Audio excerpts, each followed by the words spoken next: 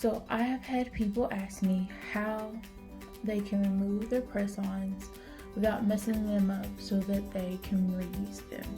And since I started working out, I have popped 2 of mine off from Thanksgiving, so they've been on for a week.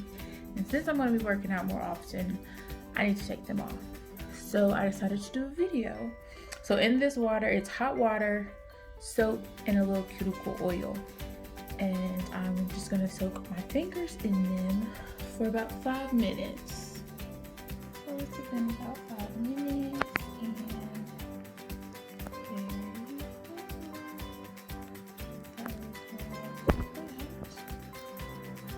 there are.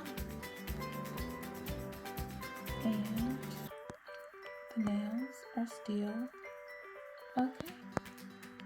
Granted, I lost one, so I probably won't be reusing these, but if you didn't lose them like I did.